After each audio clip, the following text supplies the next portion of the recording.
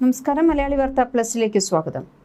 യുഎസിനും ഇസ്രയേലിനുമെതിരായ പോരാട്ടത്തിൽ ഇറാൻ ഒരടി പോലും പിന്നോട്ടില്ലെന്ന് പ്രഖ്യാപിച്ച ഇറാന്റെ പുതിയ സുപ്രീം നാഷണൽ സെക്യൂരിറ്റി കൗൺസിൽ മേധാവി മുഹമ്മദ് ബാഗർ സോൾഖാദർ. പുതിയ പദവി ഏറ്റെടുത്ത ശേഷമുള്ള ആദ്യ പ്രസംഗത്തിലാണ് സോൾഖാദർ ഇറാന്റെ കടുത്ത നിലപാട് വ്യക്തമാക്കിയത്. അതേസമയം യുദ്ധം ആരംഭിച്ച സമയത്തേക്കാൾ രാജ്യം ഇന്ന് സൈനികമായും തന്ത്രപരമായും കൂടുതൽ ശക്തമാണെന്ന് Islamic revolutionary guard corps commander brigadier general Hasan സാദയും അവകാശപ്പെട്ടു. ഇറാനിലെ ഔദ്യോഗിക വാർത്താ ഏജൻസികളായ തസ്നീം, ഫാഴ്സ് എന്നിവയാണ് ഭരണകൂടത്തിന്റെ പുതിയ യുദ്ധതന്ത്രങ്ങളും നിലപാടുകളും പുറത്തുവിട്ടത്. ഇസ്രയേൽ നടത്തിയ വ്യോമാക്രമണത്തിൽ മുൻ SNSC മേധാവി അലി ലാരിജാനി കൊല്ലപ്പെട്ടതിനെ തുടർന്നാണ് കഴിഞ്ഞ മാർച്ചിൽ സോൾഖാദർ ഈ പദവിയിലേക്ക് നിയമിതനാകുന്നത്. ഇറാന്റെ സുപ്രീം നാഷണൽ സെക്യൂരിറ്റി കൗൺസിലിന്റെ സെക്രട്ടറിയും പ്രമുഖ യുദ്ധതന്ത്രജ്ഞനുമാണ് മുഹമ്മദ് ബാഗർ സോൾഖാദർ. മുൻപ് ഇറാന്റെ ഡെപ്യൂട്ടി ആഭ്യന്തരമന്ത്രിയായി സേവനമനുഷ്ഠിച്ചിട്ടുണ്ട്. റവല്യൂഷണറി ഗാർഡിന്റെ മുൻനിര കമാൻഡർമാരിൽ ഒരാളാണ്. അമേരിക്കയ്ക്കും ഇസ്രയേലിനുമെതിരായ ഇറാന്റെ പോരാട്ടത്തിൽ ഒരു വിട്ടുവീഴ്ചയുമില്ലാത്ത കടുത്ത നിലപാടുകളാണ് അദ്ദേഹം സ്വീകരിച്ചിട്ടുള്ളത്. പ്രതിരോധത്തിലും നയതന്ത്രത്തിലും ഒരേ സമയം ശക്തമായ തിരിച്ചടി നൽകുമെന്ന് അദ്ദേഹം പ്രഖ്യാപിച്ചിട്ടുമുണ്ട്. ഇസ്രയേലിന്റെ പ്രധാന ഭീഷണിയായി കണക്കാക്കുന്ന അദ്ദേഹത്തെ ഇറാന്റെ സൈനിക രംഗത്തെ കറുത്ത കുതിര എന്നാണ് വിശേഷിപ്പിക്കുന്നത്. ഇറാന്റെ ഭരണകൂടത്തിന്റെ ആഭ്യന്തര വിദേശനയ രൂപീകരണത്തിൽ നിർണായക സ്വാധീനമുള്ള നേതാവാണ് മുഹമ്മദ് ബാഗർ സോൾഖാദർ. IRGCയുടെ മുൻ സെക്കൻഡ് ഇൻ കമാൻഡ് ആയിരുന്ന ഇദ്ദേഹത്തിന്റെ വരവ് ഇറാന്റെ സുരക്ഷാ തീരുമാനങ്ങളിൽ റവല്യൂഷണറി ഗാർഡിനുള്ള വർദ്ധിച്ചുവരുന്ന സ്വാധീനത്തിന്റെ തെളിവായിട്ടാണ് രാജ്യാന്തര നിരീക്ഷകർ വിലയിരുത്തുന്നത്. തന്റെ ആദ്യ പ്രസംഗത്തിൽ തന്നെ ശത്രുരാജ്യങ്ങൾക്ക് കടുത്ത മുന്നറിയിപ്പാണ് സോൾഖാദർ നൽകിയത്. അമേരിക്കയ്ക്കും ഇസ്രയേലിനുമെതിരായ ഇറാന്റെ പോരാട്ടത്തിൽ ഇനിയൊരു പിന്മാറ്റമുണ്ടാകില്ല. സൈനിക രംഗത്തും നയതന്ത്ര തലത്തിലും തെരുവിലിറങ്ങിയ ജനങ്ങളുടെ ധീരമായ പ്രതിരോധത്തിലൂടെയും ഇറാൻ അത് തെളിയിച്ചു കഴിഞ്ഞു. ഈ കൂട്ടായ പ്രതിരോധം ശത്രുവിനെ മുട്ടുകുത്തിക്കാൻ പര്യാപ്തമായിട്ടുണ്ട്. രാജ്യത്തിന്റെ നിലവിലെ സാഹചര്യം കണക്കിലെടുത്ത് ജനങ്ങൾക്കിടയിൽ ഐക്യവും ഒരുമയും നിലനിർത്തേണ്ടതിന്റെ ആവശ്യകതയും അദ്ദേഹം ഊന്നി പറഞ്ഞു. സാമൂഹിക ഐക്യമെന്നത് യുദ്ധക്കളത്തിലെ മറ്റൊരു പ്രധാന ആയുധമാണെന്ന് അദ്ദേഹം ഓർമ്മിപ്പിച്ചു. രാജ്യത്ത് ഭിന്നതയുണ്ടാക്കുന്ന വാക്കുകളോ പ്രവൃത്തികളോ ആരുടെ ഭാഗത്തുനിന്നും ഉണ്ടാകരുത്. ഈ കൂട്ടായ പരിശ്രമം ഇറാനെ അന്തിമ വിജയത്തിലേക്ക് നയിക്കുമെന്നും സോൾഖാദർ പ്രത്യാശ പ്രകടിപ്പിച്ചു.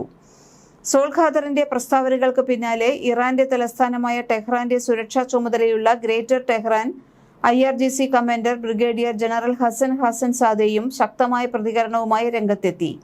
തങ്ങളെ തകർക്കാൻ ശ്രമിച്ച യുഎസിനും ഇസ്രയേലിനും ഇപ്പോൾ ഇറാന്റെ യഥാർത്ഥ ശേഷി ബോധ്യപ്പെട്ടിട്ടുണ്ടാകുമെന്ന് അദ്ദേഹം പറയുന്നു.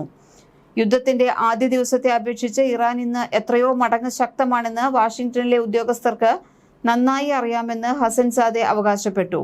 ഉപരോധങ്ങളിലൂടെയും ഭീഷണികളിലൂടെയും ഇറാനെ സമ്മർദ്ദത്തിലാക്കാമെന്ന് US ഭരണകൂടത്തിന്റെ സുപ്രധാന സ്ഥാപനങ്ങളുടെയും ടെഹ്റാന്റെയും സുരക്ഷയ്ക്ക് മേൽനോട്ടം വഹിക്കുന്ന ഹസൻസാദെ യുദ്ധകാലത്ത് രാജ്യത്തിന്റെ സായുധ സേന കൈവരിച്ച പുരോഗതിയെക്കുറിച്ചും വിശദീകരിച്ചു.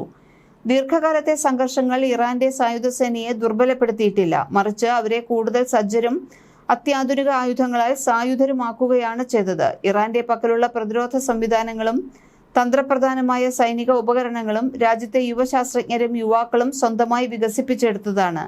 സാങ്കേതികമായി ചില തടസ്സങ്ങൾ സൃഷ്ടിക്കാൻ ശത്രുക്കൾക്ക് കഴിഞ്ഞേക്കാം, എന്നാൽ ഇറാന്റെ മിസൈൽ, ഡ്രോൺ സാങ്കേതിക വിദ്യകളുടെ പുരോഗതിയെ തടയാൻ ആർക്കും കഴിയില്ല. ഉപരോധങ്ങളെയും ഭീഷണികളെയും അതിജീവിച്ച് മുൻപത്തേക്കാൾ വലിയ പ്രതിരോധം തീർക്കാൻ തങ്ങൾക്ക് സാധിക്കുമെന്നും അവർ അവകാശപ്പെടുന്നു. പ്രതിസന്ധി ഘട്ടങ്ങളിൽ നയതന്ത്ര തലത്തിലും സൈനികമായും ഒരുമിച്ച് നിൽക്കുന്ന പ്രതിരോധം ശത്രുവിനെ നേരിടാൻ പര്യാപ്തമാണെന്ന് ഭരണകൂടം ചൂണ്ടിക്കാട്ടുന്നു. താരതമ്യേന കുറഞ്ഞ ചെലവിൽ വലിയ ദൂരപരിധി ലക്ഷ്യമിടുന്ന ബാലിസ്റ്റിക് മിസൈലുകൾ ഷഹാബ് 3, ഫത്തേവ് തുടങ്ങിയവ വിന്യസിക്കാൻ ഇറാന് കഴിഞ്ഞിട്ടുണ്ട്. മുൻ സുപ്രീം നാഷണൽ സെക്യൂരിറ്റി കൗൺസിൽ മേധാവിയുടെ പ്രതികരണം ഉൾപ്പെടെയുള്ളവ ചൂണ്ടിക്കാണിക്കുന്നത് യുഎസിനും ഇസ്രയേലിനുമെതിരായ പോരാട്ടത്തിൽ ഇറാൻ ഒരടി പോലും പിന്നോട്ടില്ലെന്ന വ്യക്തമായ സന്ദേശമാണ്. അലി ലാരിജാനിയുടെ മരണശേഷം കടുത്ത നിലപാടുകാരനായ Muhammad Bagher Zolghadr supreme national security കൗൺസിലിന്റെ തലപ്പത്തേക്ക് എത്തിയത് പശ്ചിമേഷ്യയിലെ രാഷ്ട്രീയ സമവാക്യങ്ങളെ മാറ്റിമറിച്ചിട്ടുണ്ട്. നയതന്ത്ര ചർച്ചകളേക്കാൾ സൈനിക പ്രതിരോധത്തിന് മുൻഗണന നൽകുന്ന IRGCയുടെ തന്ത്രങ്ങളിലേക്കാണ് ഇറാൻ പൂർണ്ണമായും മാറുന്നത് എന്നാണ് ഇതിന്റെ സൂചന. US ഉപരോധങ്ങളും ഇസ്രയേലിന്റെ തന്ത്രപരമായ ആക്രമണങ്ങളും തുടരുമ്പോഴും ആയുധപ്പുരകളും ഡ്രോൺ സാങ്കേതിക വിദ്യകളും കൂടുതൽ വികസിപ്പിച്ചുകൊണ്ട് പ്രതിരോധം ശക്തമാക്കാനാണ് ഇറാന്റെ നീക്കം. വരും ദിവസങ്ങളിൽ മേഖലയിലെ സംഘർഷങ്ങളുടെ തീവ്രത വർദ്ധിക്കുമെന്ന സൂചനയാണ് ഇരു നേതാക്കളുടെയും വാക്കുകളിൽ നിന്ന് വ്യക്തമാകുന്നത്. യുഎസും ഇസ്രയേലും നടത്തിയ ആക്രമണങ്ങളെ തുടർന്ന് തകർന്ന ആയുധപ്പുരകളും പ്രതിരോധ സംവിധാനങ്ങളും അതിവേഗം പുനർനിർമ്മിച്ച് ഇറാൻ പഴയ കരുത്തിലേക്ക് തിരിച്ചെത്തുന്നു. സമാധാന ചർച്ചകൾക്കിടയിലും തങ്ങളുടെ സൈനിക ശേഷി ഒട്ടും കുറഞ്ഞിട്ടില്ലെന്നും മുൻപത്തേക്കാൾ ശക്തമായി തിരിച്ചുവരാൻ രാജ്യത്തിന് കഴിഞ്ഞിട്ടുണ്ടെന്നും ഇറാന്റെ സൈനിക നേതൃത്വം അവകാശപ്പെടുന്നുണ്ട്. അതേസമയം നയതന്ത്ര ചർച്ചകൾ പുരോഗമിക്കുന്നതിനിടെ തെക്കൻ ഇറാനിലെ മിസൈൽ വിക്ഷേപണ കേന്ദ്രങ്ങൾക്ക് നേരെയും ഇറാന്റെ സൈനിക ബോട്ടുകൾക്ക് നേരെയും US സേന സ്വയം രക്ഷാർത്ഥം എന്ന പേരിൽ ശക്തമായ വ്യോമാക്രമണം നടത്തിയിട്ടുണ്ട്. ഏപ്രിൽ 8 നിലവിൽ വന്ന താൽക്കാലിക വെടിനിർത്തൽ കരാറിനെ പൂർണ്ണമായും പ്രതിസന്ധിയിലാക്കുന്നതാണ് US-ന്റെ പുതിയ സൈനിക നീക്കം. ഇറാന്റെ ഭാഗത്തുനിന്നുള്ള ഭീഷണികളെ തുടർന്നാണ് ആക്രമണം നടത്തിയതെന്ന് US സെൻട്രൽ കമാൻഡ് വക്താവ് ടിം ഹാക്കിൻസ് സ്ഥിരീകരിച്ചു. യുദ്ധം അവസാനിപ്പിക്കുന്നതിനുള്ള നിർണായക ചർച്ചകൾക്കായി മുഹമ്മദ് ബാഗർ ഗാലിബാഫും വിദേശകാര്യമന്ത്രി അബ്ബാസ് അരാഗ്ചിയും ഖത്തർ പ്രധാനമന്ത്രിയുമായി ദോഹയിൽ കൂടിക്കാഴ്ച നടത്തുന്നതിനിടെയാണ് ഈ ആക്രമണങ്ങൾ നടന്നത്. ഒന്നുകിൽ എല്ലാവർക്കും ലാഭകരമായ വലിയൊരു കരാർ, അല്ലെങ്കിൽ ഒരു കരാറും ഇല്ല എന്നതാണ് US നയം. ഇതിനു പുറമെ Saudi Arabia, Pakistan, Qatar, Egypt, തുർക്കി, ജോർദാൻ എന്നീ രാജ്യങ്ങൾ ഇസ്രയേലുമായുള്ള എബ്രഹാം ഉടമ്പടിയിൽ ഒപ്പുവെക്കണം എന്ന നിബന്ധനയും ട്രംപ് മുന്നോട്ട് വച്ചിട്ടുണ്ട്. അതേസമയം US-ഉമായുള്ള സമാധാന കരാറിനായി ഇറാന്റെ മുഖ്യ ചർച്ചാ പ്രതിനിധിയും വിദേശകാര്യമന്ത്രിയും നിലവിൽ ഖത്തർ പ്രധാനമന്ത്രിയുമായി ദോഹയിൽ കൂടിക്കാഴ്ച നടത്തുന്നുണ്ടെന്ന് റിപ്പോർട്ടുകൾ വരുന്നു. കഴിഞ്ഞ ഏപ്രിൽ 8 മുതൽ US ഇറാൻ സൈന്യങ്ങൾ തമ്മിൽ വെടിനിർത്തൽ നിലവിലുണ്ടായിരുന്നുവെങ്കിലും ഹോർമുസ് കടലിടുക്കിലൂടെയുള്ള കപ്പൽ ഗതാഗതത്തിന്മേൽ ഇറാൻ ഏർപ്പെടുത്തിയ നിയന്ത്രണങ്ങൾ ഇപ്പോഴും തുടരുന്നു. ഇറാന്റെ തുറമുഖങ്ങൾ പൂർണ്ണമായി ഉപരോധിക്കാനുള്ള ശ്രമത്തിലാണ് US നാവികസേന.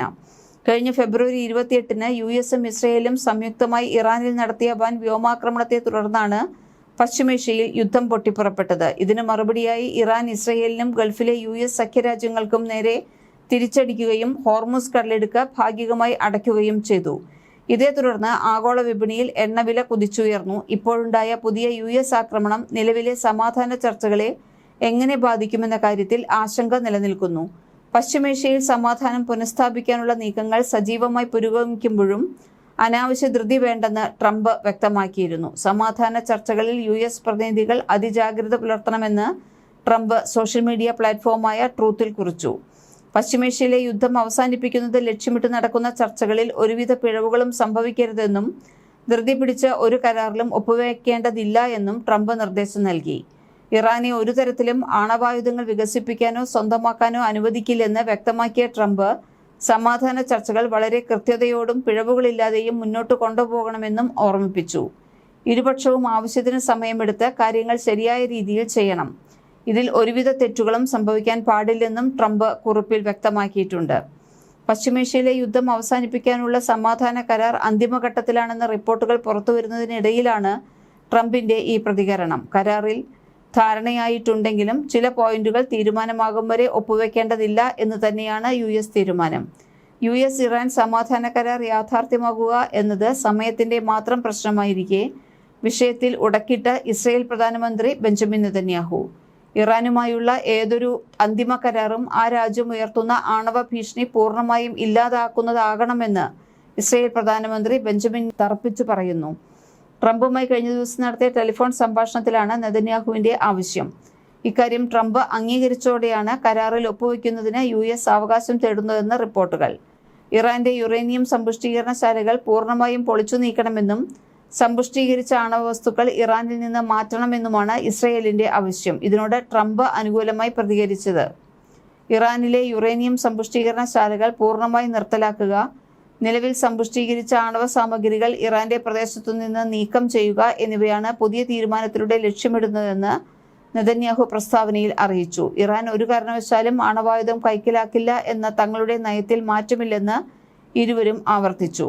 അതേസമയം യുദ്ധം ആരംഭിച്ച സമയത്തേക്കാൾ രാജ്യം ഇന്ന് സൈനികമായും തന്ത്രപരമായും കൂടുതൽ ശക്തമാണെന്ന് Islamic revolutionary guard corps IRGC commander brigadier general Hasan സാദിയും അവകാശപ്പെട്ടു. ഇറാനിലെ ഔദ്യോഗിക വാർത്താ ഏജൻസികളായ തസ്നീം, ഫാൻസ് എന്നിവയാണ് ഭരണകൂടത്തിന്റെ പുതിയ യുദ്ധതന്ത്രങ്ങളും നിലപാടുകളും പുറത്തുവിട്ടത്. മലയാളി വാർത്ത പ്ലസ്.